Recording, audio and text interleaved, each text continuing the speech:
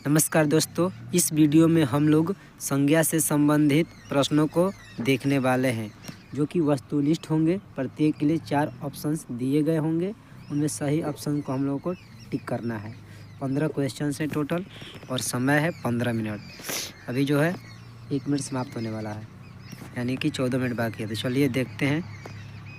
देखिए, पहला है संज्ञा के भेद होते हैं। तो संज्ञा के आप लोग जानते हैं कि 5 भेद होते हैं। तो ऑप्शन नंबर सी सही है आपका। ठीक, निम्न में कौन व्यक्तिवाचक संज्ञा है? तो आप लोग जानते हैं कि व्यक्तिवाचक संज्ञा जो होता है किसी खास व्यक्ति, वस्तु या स्थान का बोध कराते हैं। तो यहाँ पर हम देख सकते हैं कि ताजमहल जो है, हो गया ताजमहल। अब दिया है तरल पदार्थ कहलाते हैं। तो तरल पदार्थ आप लोग जानते हैं कि जो पदार्थ बहते हैं, यानी कि जिनमें बहने का गुण होता है उसे तरल पदार्थ कहते हैं।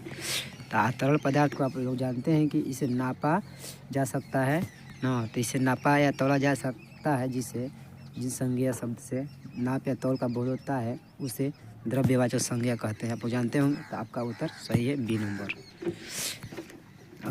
अगला प्रश्न है, संज्ञा कहते हैं। तब वो जानते हैं कि संज्ञा कहते हैं किसी प्राणी, वस्तु, स्थान या भाव के नाम को। तो ऑप्शन नंबर बी आपका सही है।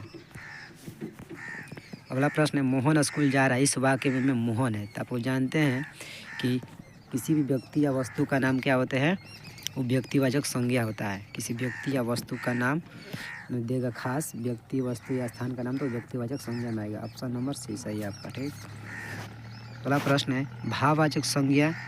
भाववाचक संज्ञाएं कितने प्रकार के शब्दों से बनती हैं? तो भाववाचक संज्ञाएं जो होती हैं 4 प्रकार के शब्दों से बनती हैं। Option number B. अगला प्रश्न है, जो शब्द किसी जाति का बोध कराए उसे क्या कहते हैं? तो देखिए, इसमें साफ बात है कि जाति का बोध कराने वाले, लेकिन जाति के बोध कराने वाले शब्दों को ही जातिवाचक संज्ञा कहते हैं। Option number B correct. अगला है, कौन सा कथन सही नहीं है? देखिए, संज्ञा शब्द जो होते हैं लिंग वचन के अनुसार परिवर्तित होते हैं। सही बात है। अगला है बी नंबर, संज्ञा शब्द अविकारी होते हैं। ये गलत है। संज्ञा शब्द अविकारी नहीं होते, विकारी शब्द हैं। और सी जो है, संज्ञा के 5 भेद होते हैं, भी सही है। और कुछ संज्ञा शब्द आपस में परिवर्तित भी होते हैं, सही बात है। यानी कि ऑप्शन नंबर सी जो है ऑप्शन नंबर बी जो है हम लोग का एक गलत है। संज्ञा शब्द अविकारी होते हैं, ये गलत है। विकारी शब्द हैं। अविकारी शब्द वे होते हैं जिनका रूप कभी नहीं बदलता, यानी कि लिंग वचन के अनुसार जिनका रूप कभी नहीं बदलता जिन शब्दों का, उसे बोलते हैं अविकारी शब्द। इसे अव्यय भी कहते हैं। जबकि संज्ञा का जो रूप है लिंग वचन के अनुसार परिवर्तित होता है, तो संज्ञा शब्द होगा विकारी शब्द। तो इसमें दिया है अविकारी होते हैं, तो गलत है। Option number B. अगला है, कवि किस संज्ञा भेद का शब्द है? कवि किस संज्ञा भेद का शब्द है? तो आप जानते हैं कवि का एक पद हुआ है, एक पद है, यहाँ पर पद का बोध करा रहा है।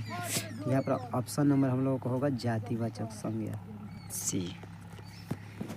अगला है, आम में मिठास है। इस वाक्य में मिठास है। आप जानते हैं कि जिसे हम लोग महसूस करते हैं वो क्या होता है, भाववाचक संज्ञा। तो जातिवाचक संज्ञा नहीं होगा, समूहवाचक नहीं होगा, द्रव्यवाचक नहीं होगा, भाववाचक संज्ञा होगा। यहाँ भाव का बोध हो रहा है, मिठा है, यहाँ मिठास है आम में।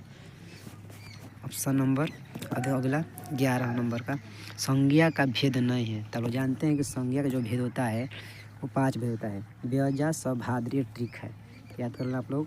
व्यजा सभाद्र यानी कि व्यजा सभाद्र, ये ट्रिक याद रखना। मैं ट्रिक बनाया हूँ इसे आप लोगों को याद करने के लिए, जिन्हें याद करने में लाइन से कठिनाई हो रहा है।